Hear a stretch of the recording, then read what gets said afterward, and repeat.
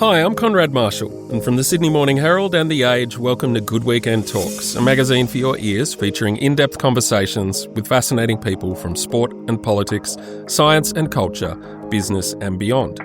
Every week you can download new episodes in which top journalists from across our newsrooms talk to compelling people about the definitive stories of the day.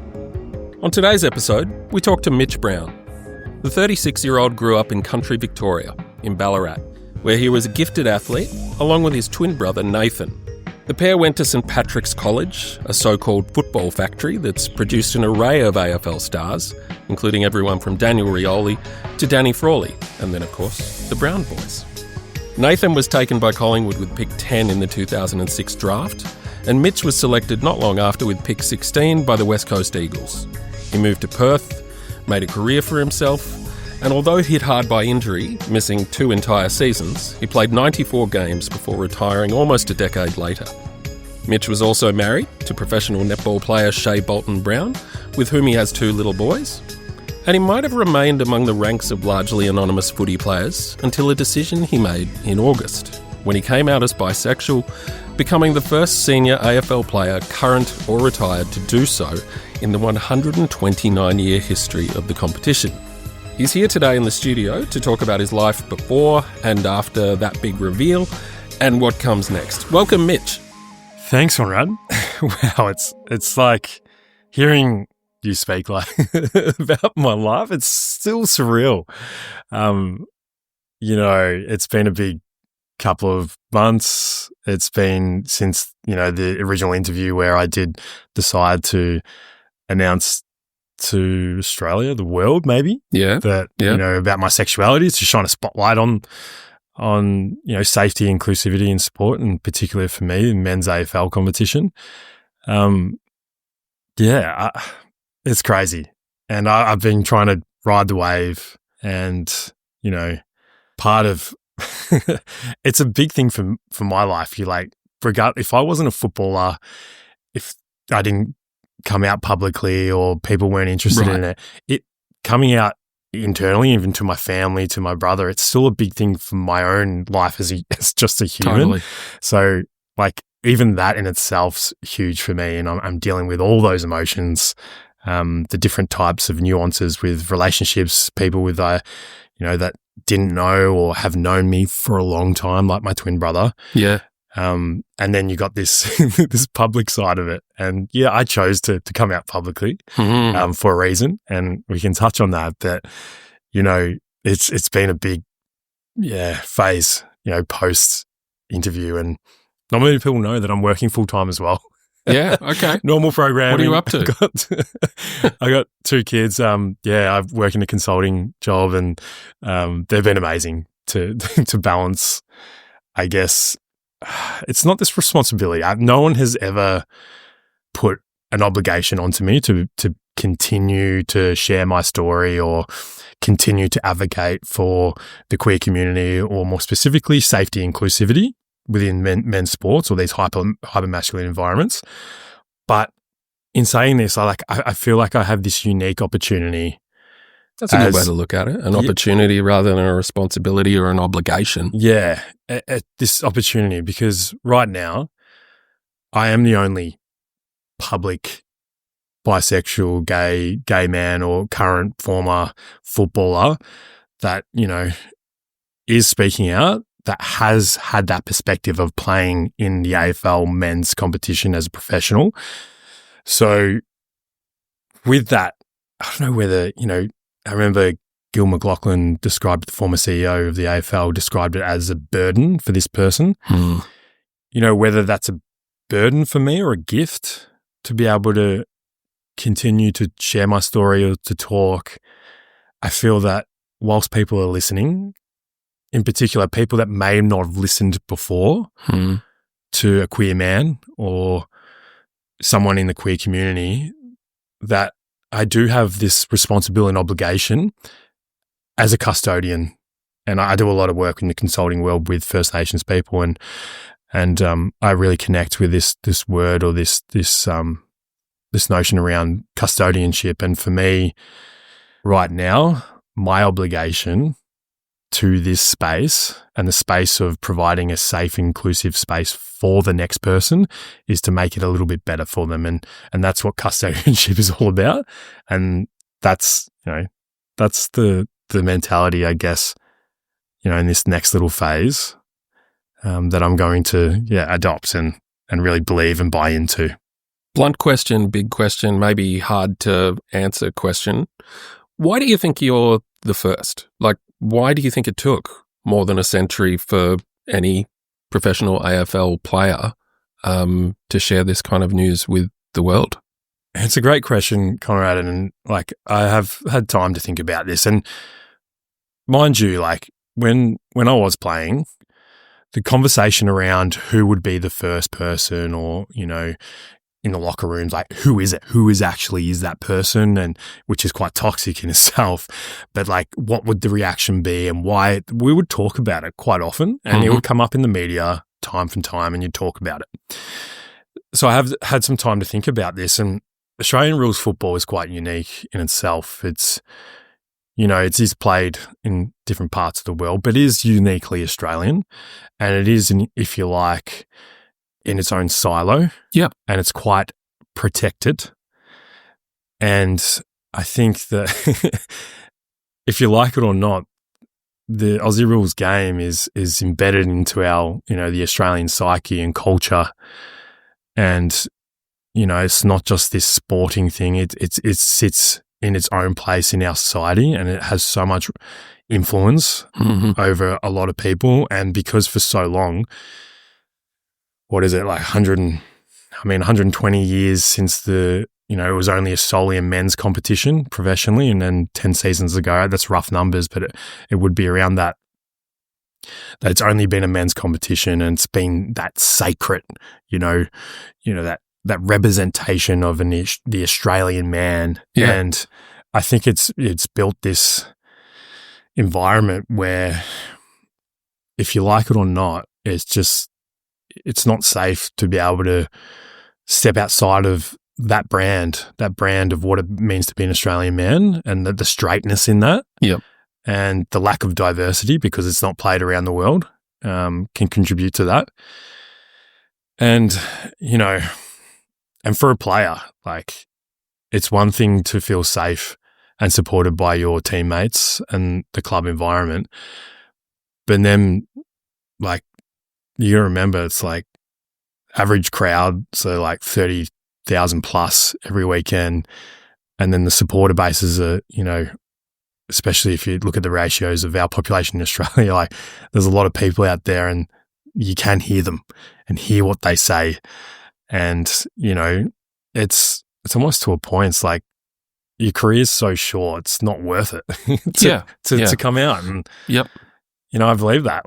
I believe that. And that was the general consensus around the playing group when we talk about it many years ago about this player is well, why would you come out? Why would you take on this burden that could potentially disrupt your career, your performance, your team, your ability to make income?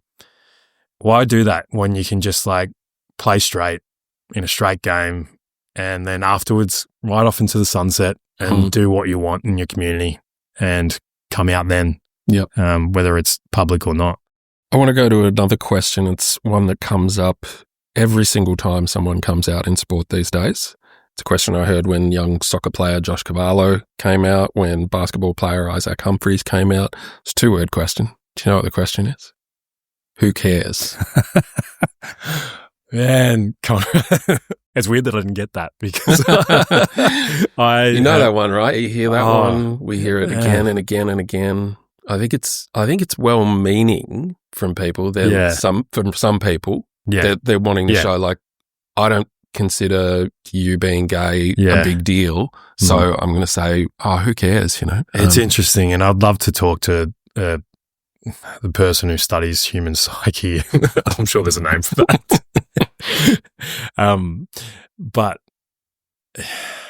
I don't know, there is and this is not just around in the realm of sexuality and homophobia and the queer community. It's a lot of people just aren't equipped enough to be able to know what to say. Yep. You know, I remember when one of my good friends growing up, his sister was tragically killed in a car accident, and I was there when he was told over the phone. I just didn't know what to say to him. Mm. So I probably just blabbered out of anything. And there's an element of that. It's like, well, wow, Mitch, you've come out and this is so abnormal for the Australian rules football in the men's competition. I don't know how to deal with that. Or in your friendship groups when you don't have anyone queer or gay or bi and that happens, it's almost like, you know, there was some silence from my mates for a couple of weeks because they didn't know what to say to me. Yeah. Yeah. But the notion around who cares, I think there's a couple of parts of it. It's like, well, I kind of laugh at it because you care enough to look at the media or the article and then comment. So you care. Yep. But then there's and I've seen this, and this is my observation and you know, my opinion around this is like, we in Australia, especially men, if someone stands up, steps outside the box, and we've seen it not just in the queer community, but, you know, for people in diverse demographics and, you know, Adam Goodes a number of years ago, if someone steps out and calls something out or makes people feel uncomfortable, we're kind of okay and kind enough to go, oh, well done, mate. Good job. We'll take you for a year, for a day or a few Instagram posts, a few interviews. But if you keep continually talk about this and keep showing up on my feed and keep talking, then you're making me feel a little bit uncomfortable. Yep. Can you get back inside your box? And, you know, whether it's the comment of who cares, they're trying to say that, you know, who cares, get back inside your box. Like, we don't want to talk about, we don't want to hear this. It's because it's uncomfortable and it's confronting. And, you know, that's one of the things that, I mean, it's trailblazing. Like, people have mentioned that, and I admire so many of the AFLW players and true trailblazers of trying to, you know, bring up women's AFL and the things that they have to go through, and they keep turning up, and they're my role models in this. And you know, I'm committed to not going back inside my box because I know that a lot of people need to, you know, have this sense of awkwardness and be confronted. And if, you know, we're going to ever move the dial in terms of having queer representation in these hypermasculine environments and in sport in particular, then it's going to make for a lot of uncomfortable conversations, challenging ones. And you know, Konrad, like I always take a beat and ground myself and remind myself that, you know, I need to have the attitude, even within myself, to meet people where they're at and not expect them to understand my sexuality or understand bisexuality. Or I want to be able to sit down and go, hey, like, what makes it confronting for you, and what makes it really hard for you to listen to me, you know, say the words I'm bisexual or I'm attracted to men. And let's talk about that, because, you know, if they're the ones that we're trying to, you know, if they're blocking the way to make a safer place, you know, I've got 2 young boys, Konrad, and if I want them to grow up in a safe environment, whether it's school or in their sporting club, if we're going to do that, like these people that are blocking that, I want to sit down and talk to them about that and try and get them a little bit closer to understanding that sense of acceptance and safety for all. Beauty. Here's what Isaac Humphries said, actually, when I mentioned that to him, because a few people were saying it on radio at the time. He was really well spoken on it. It was like, the response is, a lot of people care. You may not, but a lot of people, millions of people who don't have a voice or representation, care a lot. Just because homophobia is not in your immediate line of thinking doesn't mean it's not affecting a lot of people. So who cares? The little kid down the street who really loves basketball and feels confused and conflicted and not welcome because of who he is, that's who cares. Or someone who's battling every day with thoughts about suicide and sees my video and has a tiny bit of hope, that's who cares. It's me, who had no example to look up to as a gay man in basketball. I care. I've had hundreds of messages from people all around the world. I've had people stop me on the side of the street or on the court after games. You might think being gay is normalised, but there's still so much backwards thinking in the world. We are not there yet. That's the brutal reality. It baffles me when people say, who cares? Who doesn't care? Wow. He says it all. That's amazing. I mean, I got little goosebumps hearing that.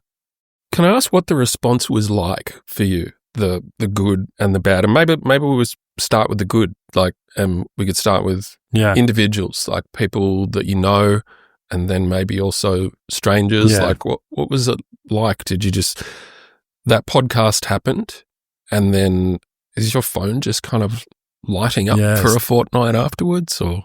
It still lights up. Yeah, so it went out. It was ended up being about 10 past 11 on that Wednesday morning, 28th of August. And you know what? You know who the first person was to message me? And so this person, and it was interesting to hear Isaac Humphries and to talk about he had no role models, queer role models as in basketball to follow. And, you know, for me, in my footy career, I had no other player. You know, that's why it was so important for the AFLW players to enter the competition, because they then became my role models, queer footballers in the professional that I could relate to. I didn't have a role model. And I remember halfway through my career, I think there was like this workshop that we had, and this picture came up in the lecture theatre, and it was Daniel Kowalski, the Olympic swimmer. Yep. And I grew up loving the Olympics, and I loved Daniel Kowalski and Kieran Perkins and how they used to verse each other in the 1500. And it was his story about his coming out story. And I know it wasn't initially positive for him. He was sort of forced out. But then he stood there, and in this photo was like, you know, I'm Daniel Kowalski, out and proud, and he just had this smile on his face. I sat there in that lecture theatre. I didn't know him at the time. And I saw that picture and I was like, I just felt something. I could see the joy. I just was like, oh man, like it's there in the future, or that's, and that was many years ago. And I was fortunate enough to cross paths with Daniel, on a professional level with some sporting stuff. He's now works for the AOC.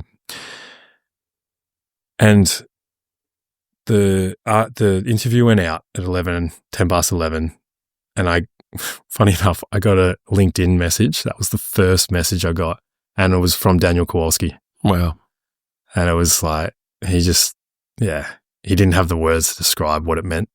And then he followed up with another beautiful message. And then for the first time, I let him know that he was my role model many years ago. And it was a special moment between myself and Daniel in those text message exchanges on LinkedIn.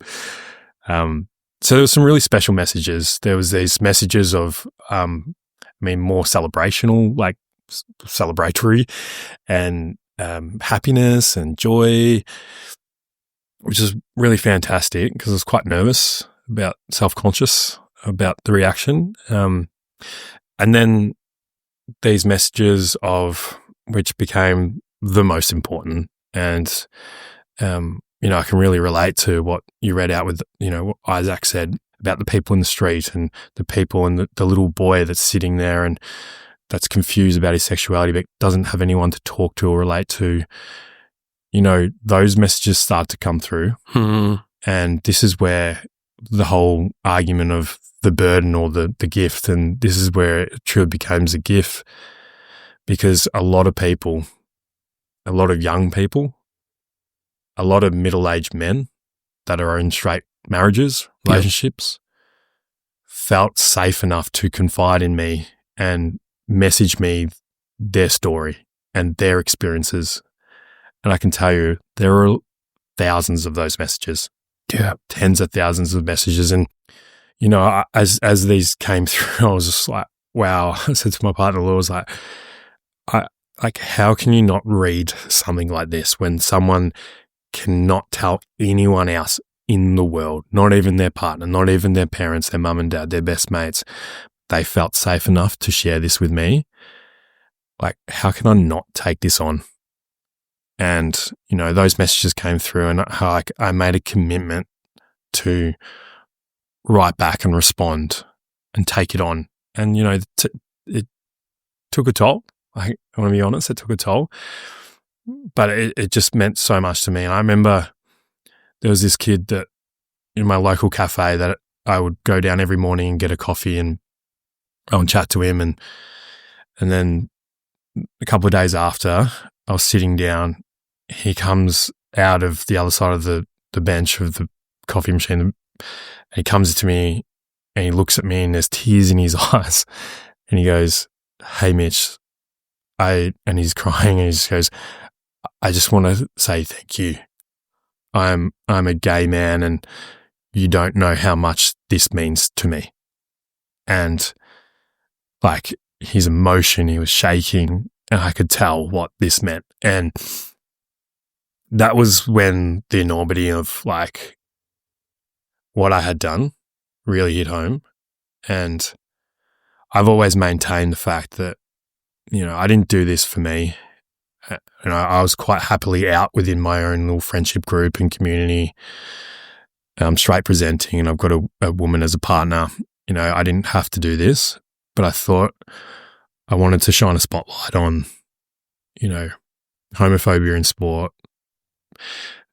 More importantly, you know, whether you're queer or not, your ability as a man or as a person in general to be able to show up as you are, and not what people think you should be. And, you know, you know, so many people just in their work environments and their sporting teams and their group chats and their family dinners that feel that they can't be themselves and being trapped in that. And that's what ultimately what I wanted to, you know, try and move the dial on, which is, it's been crazy. And, you know, of course, like, I made a point, Konrad, not to really shine a light on the homophobia and the hate in terms of the reaction. Yep.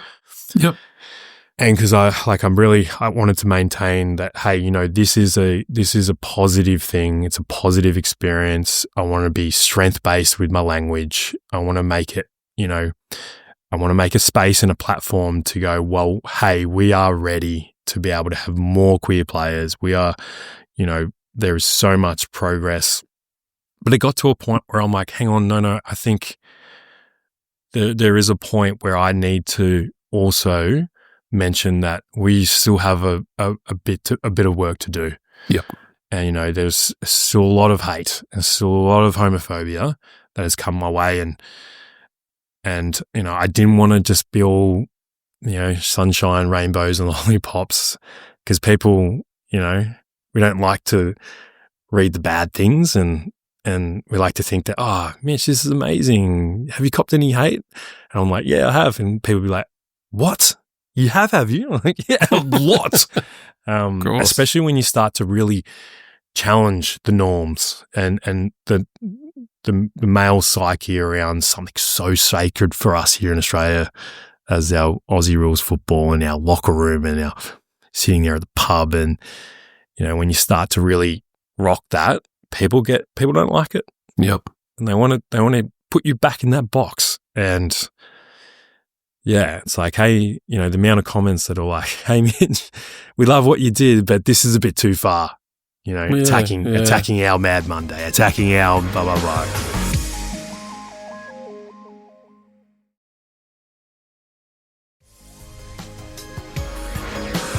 Aside from kind of the more vile attacks and that kind of direct homophobic fallout that you would imagine was going to come your way, I want to address one element, and that's the silence. So Isaac talked about this when he came out. It was like, oh, I could handle the homophobic stuff. I knew that was going to come my way. What really kind of hurt were the people or the places that he didn't hear from. like the American college that he had played for and loved and gave his heart and soul for. Yeah.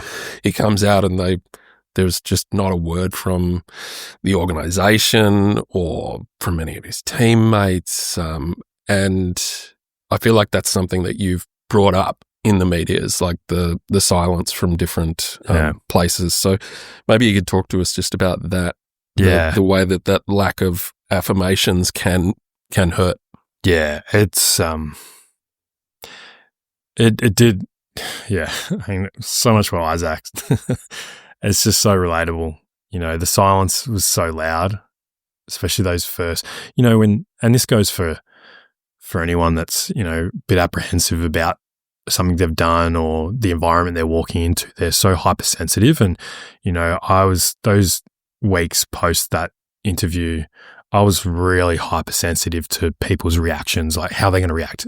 What's my brother going to say? What's the West Coast Eagles, you know, the team that I played for all my career, going to say? And I'm waiting for that. And it's hypersensitive. And what you're also hypersensitive to is the silence.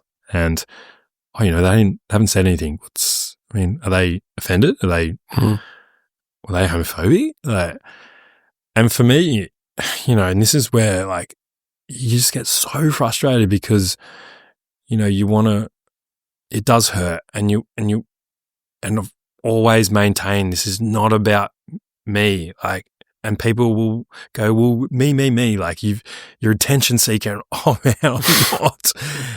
And you know, what people need to understand is when a big influential organization like a football club or, you know, your school or whatever acknowledge not even, they didn't have to say my name or anything or Isaac's name. They acknowledge that, hey, we understand this specific significance of what Mitch did, and we're going to use that to acknowledge that we are an inclusive, or we are striving for safety and inclusivity in our community and our fans and our, you know, acknowledging them. And you know what that means? You know, some of those clubs that, you know, I had like a lot of people contact me and say, sorry, Mitch, my club didn't at least acknowledge anything. And as a queer supporter of that club, you know what that makes me feel like? It makes me feel like absolute crap. And, you know, that's the point. Yeah. And, I hadn't heard it expressed that way. That's really, makes total sense. It's for them. And like, it's to go, wow, like, you know, what Mitch did, or like this club that hasn't really acknowledged or doesn't celebrate a pride round or for the men's competition, maybe this is the moment where I can sort of go, hey, you know, they do think about me as a queer person. They do, like, and that's the, you know, I really challenge the notion around when people say, oh, keep politics away from sport. It's just, Aussie rules football is unique in itself because it's from the professional levels to the bottom. Aussie rules, the league influences all those levels. Right. And they are embedded into our, you know, our culture on all those levels. So did you get much of a response from the league itself? Like, have HQ kind of reached out and see a place for you as an ambassador in that diversity and inclusion space, or? Yeah, so the particular people in League HQ have been amazing. Laura Kane, Tom Harley, in particular, and Taryn Lee. What I represent, whether it's how I look or even to a notion that, you know, it sounds silly that I even say this, I'm more palatable for people because I'm bisexual. I have a woman as a partner. Right. A bit easier, less, you know, so I can walk into a door like the league office and they will listen to me. I won't be the angry queer man, if you like. So remember, I want to meet people where they're at too. And so the league office has been really good, and like let's talk about this. Let's not just be performative about this. And yeah, let's have some representation and visibility around what you're doing and celebrate that. But then let's actually look at behind the scenes, how can we really, change things in the men's competition? And, going back to what we've just spoken about, this silence, it's like, gone are the days of, the public statement from a football club saying, oh, we do this and this, but we're going to handle this internal. This is an internal thing. Please, we're not going to comment anymore about that. It's like, it's like that famous saying, and we've all been told this, whether you're from your boss in your workplace or your coach. It's up on the walls. Most football clubs, it's like the actions you walk past are the actions you accept. Right.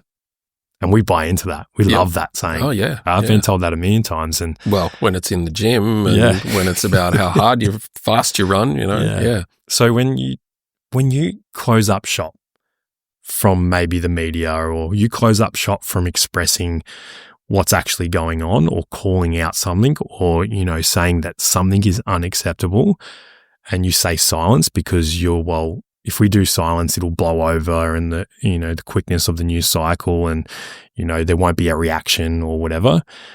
It just creates so much, it's just so much worse. And it is going against that philosophy. When you say nothing, you're saying what you are saying very loudly is that you accept that behavior. And, for example, and there's many. It's just one of these examples. But when the crowd was booing Isaac Quaynor in that match.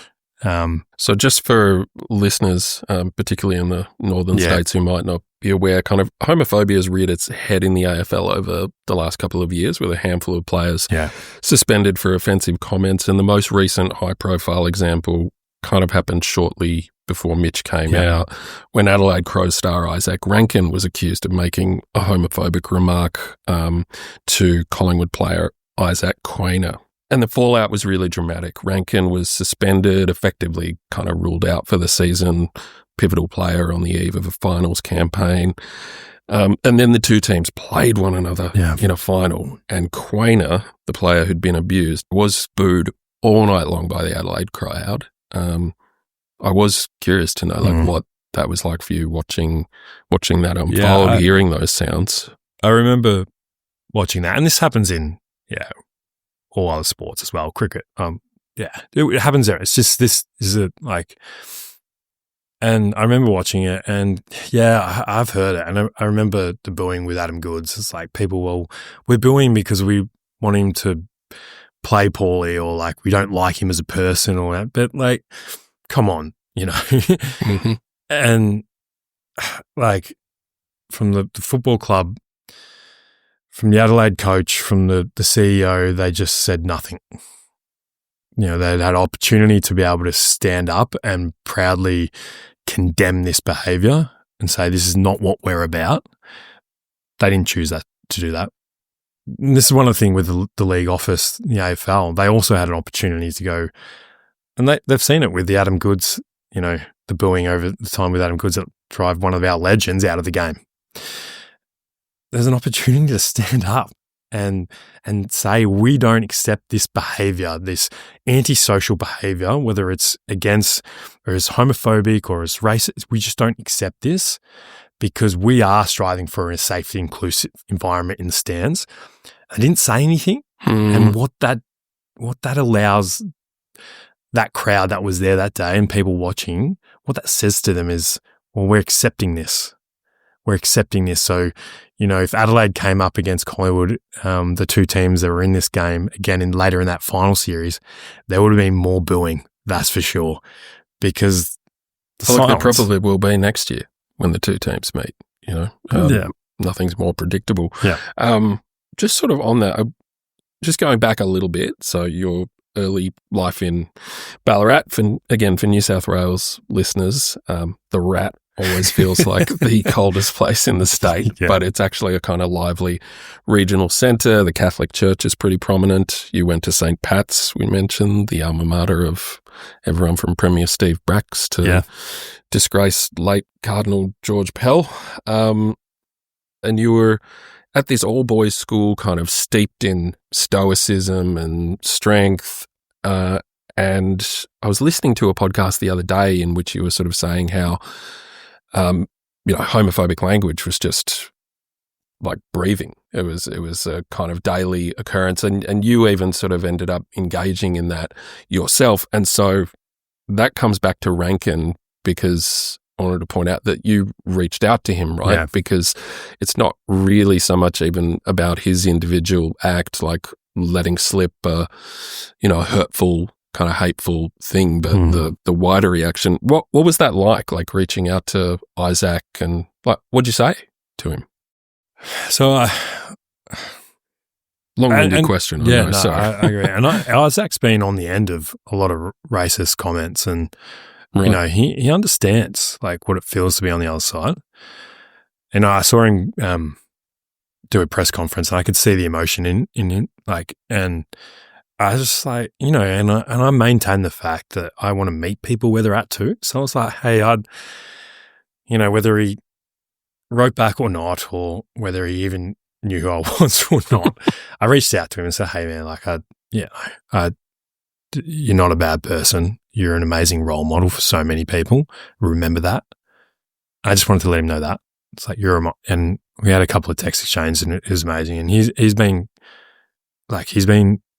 amazing since. Like, he's done things outside of what's expected, I guess, from the club. He's, and I love that. And, when people like Isaac, and I genuinely mean that, it's not their fault. It's like embedded in our psyche, our culture. And, that's from a young age. It's at school. It's the movies we watched. I watched a movie, and a beloved movie in the early 2000s, Step Brothers. It was so funny. And I watched it about a month ago, and I loved it. But like every scene, there was a punchline around being gay. I watched my favourite ice hockey movie the other day from when I was a kid, Slapshot from the 1970s. Yeah. And the homophobia is rank. I don't remember it that way as a kid, but watching it now, it's like it's not just aged badly, it's aged horrendously. And this is the thing, it becomes this everyday casualness. For me at St. Pat's, and this is not just, at St. Pat's, it'd be everywhere at other schools, and the word gay would be thrown around as a punchline by the hour. And it's just, and it becomes like this really casual behavior.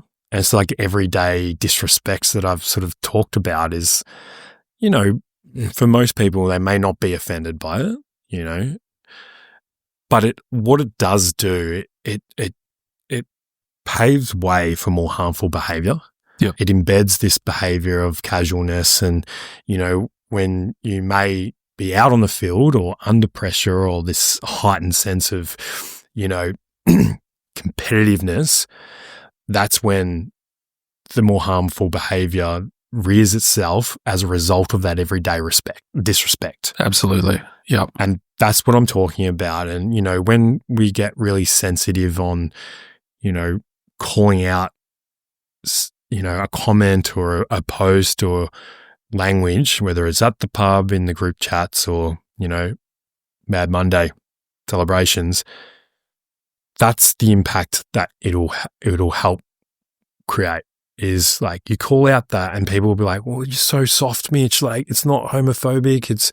And I get it. I don't want to stop people having fun, but the casualness in the slightest bit of homophobia for that person, for that young Mitch that's sitting there at 17 years old, and he's flown to the other side of the country from Ballarat to Perth, and he's now sitting at the pub with grown men, and they're throwing around these casual jokes about being gay. For that hypersensitive young queer person that's exploring and trying to answer these questions inside of himself, I'm going, wow, this is not safe. There's no way I'm sharing that I might be attracted to men, to these people, because, it's just crazy. You did make a sort of attempt around that time, didn't you? Tell us about that. So I got drafted as a 17-year-old, year 11. First time on a plane, went to Perth. First time away from your twin brother for a long, extended period. So I had this kind of forced coming of age moment. Yep. It's like, and most people get it when they finish school and they get gap year or whatever. I had this moment. So I had this kind of, the first time I was separated from my twin brother, and I was like, now I feel more ability to shape my own identity. Yep. And I start to build confidence in that. And then, I got recruited to a professional team, and that brings confidence. And I was like, wow, maybe these questions that I'm asking myself, like, am I gay? Am I, do I like men? And maybe I feel good enough to tell one of my close mates, a teammate. And I did. And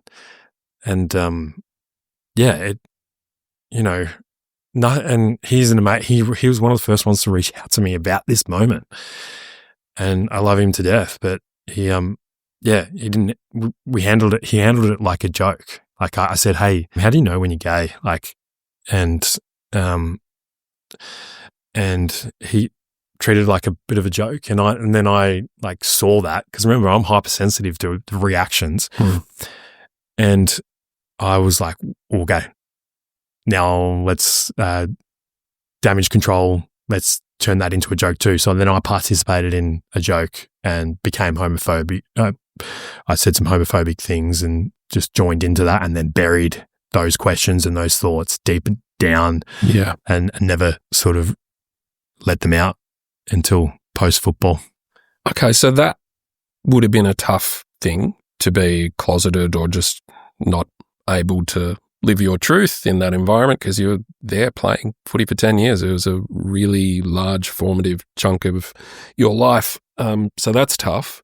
But what did you love about footy? Like, just unrelated to all of your recent news, like, what did you love about the game? I love asking athletes what they enjoyed about the act itself, And I smile as you ask that question, Konrad, and because thanks for asking that, because I mean, the stories I tell, it's like you'd be remiss to think that I love the game or didn't. I speak about these moments not being able to show up as myself and stuff, but I bloody love the game, and I'm so grateful, and I'm privileged in the fact that I had so many amazing opportunities, whether it's, through income, through people that wanted to know me, and I got to travel the world, and I did have fun in the change rooms and the club environments. I loved my teammates, and it's a hard one. Like I love the game so much, and what it represents to so many people, and the week to week competitiveness, the battle, the stories, the everything about it, the training over summer, the want to get better. And doing that alongside your mates, I mean, there's no better thing in the world. And there's a reason why I decided to, come out publicly and to keep continuing to talk about it, is because I love the game so much. If I didn't care about the game, I didn't want my boys to grow up and play the game, and I probably wouldn't. I'd probably leave it up to someone else. But I love so. One of the things I feared most about exiting the game when I finished up was the gift that being able to put that jumper on, and the gift it gave you by having an impact on someone's life for doing so little. Like, I remember I had this realization of, I went to a hospital, went to kids' hospital, and there was a very sick child there, and I was there for like a minute.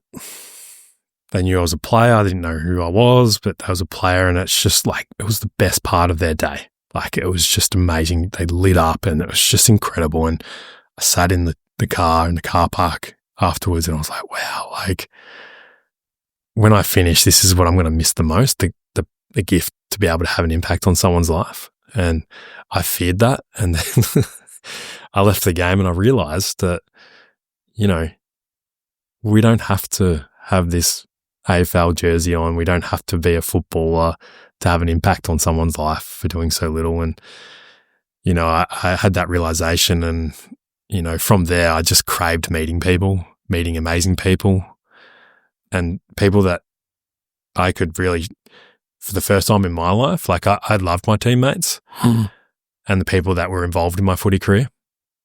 I wouldn't change anything in the world, and the environment they created, like even though I couldn't at times show up as myself.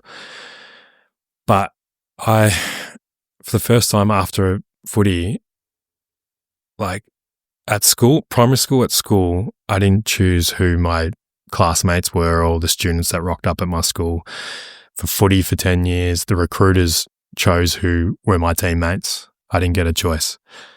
And then after football, for the first time in my life, I had the ability to go choose my community, the people who I wanted to be around, the jobs that I wanted to do. And that's when I started to really crave connecting to my identity. And over the years, post-football, I started to build confidence in who I was and who I am, and being proud in that.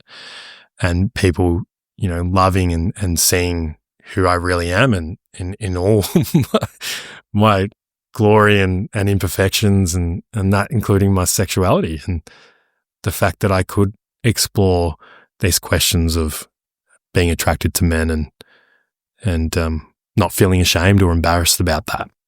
I had heard you discuss before, like making the call to come out, and you mentioned something I hadn't kind of thought of. You were like, you questioned at some point throughout the years whether you should, because you're bisexual and straight presenting rather than just gay.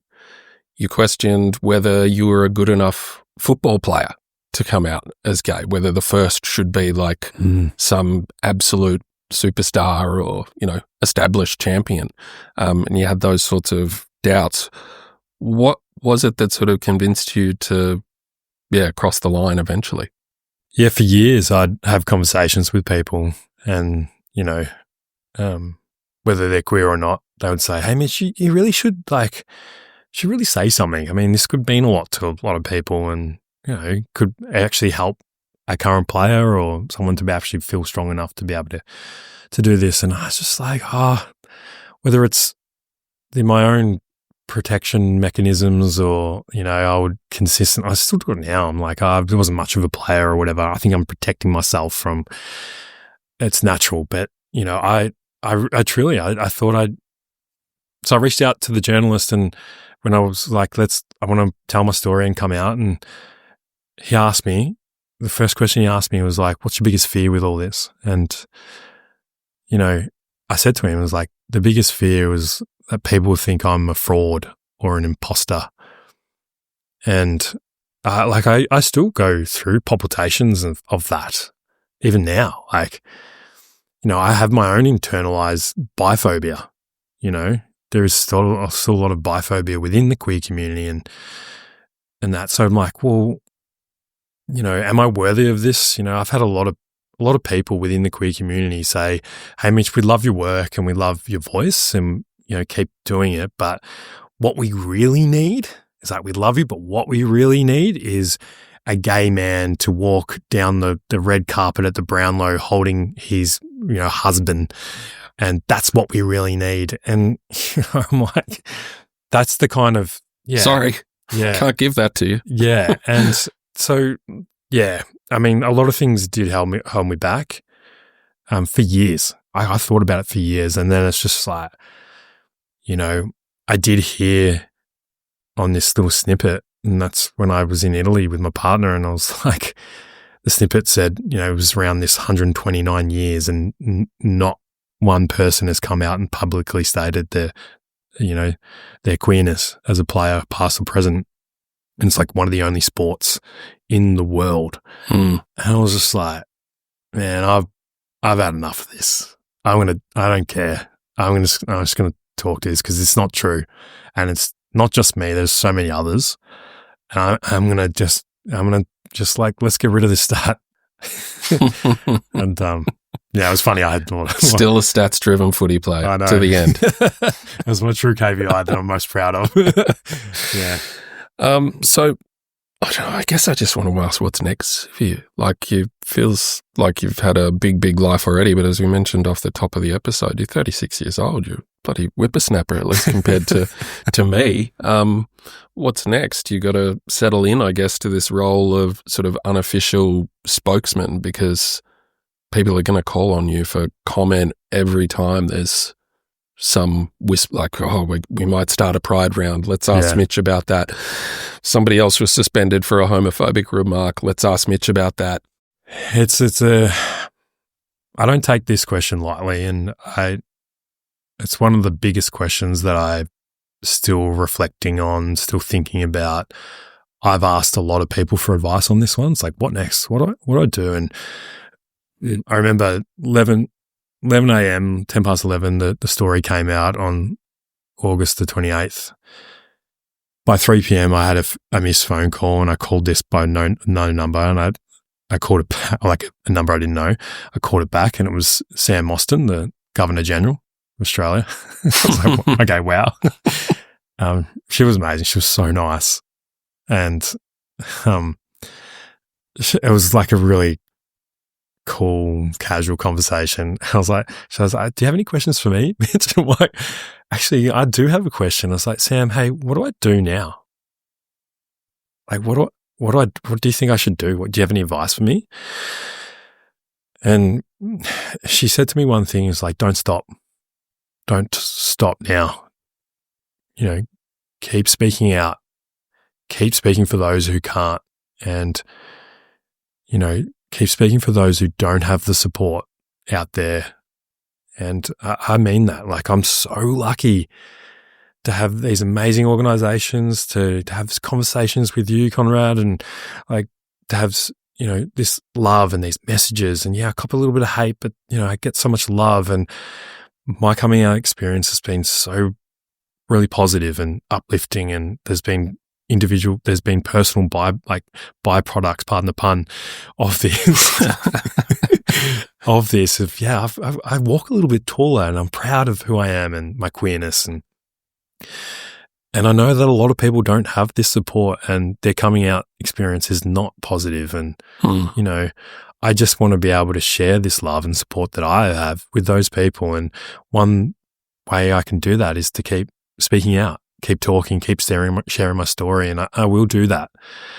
And, you know, yes, there's some things I want to get my hands dirty with, especially within the men's AFL competition, and, you know, the culture in the locker rooms around safety, inclusivity. I want to change things, help make reform, and, you know, share my perspectives with players as a past player. And I want to do that, but I also want to just keep being there for people who, you know, that don't have anyone to look up to, and now they do, especially within young boys who are playing football. I want to keep showing up for them. Well, thanks for showing up. Thanks for speaking up, and thanks for speaking with us today. Well, thanks for having me on, Konrad. Thank you. That was former AFL player Mitch Brown for the latest Good Weekend Talks. If you enjoyed this episode, please remember to subscribe, rate and comment wherever you get your podcasts, and keep tuning in for more compelling conversations. Good Weekend Talks is brought to you by the Sydney Morning Herald and The Age, proud newsrooms powered by subscriptions. To support independent journalism, search Subscribe Sydney Morning Herald or The Age. This episode of Good Weekend Talks is produced by Konrad Marshall and edited by Tim Mummery, with technical assistance from Cormac Lally. Our executive producer is Tammy Mills, Tom McKendrick is head of audio, and Melissa Stevens is the editor of Good Weekend.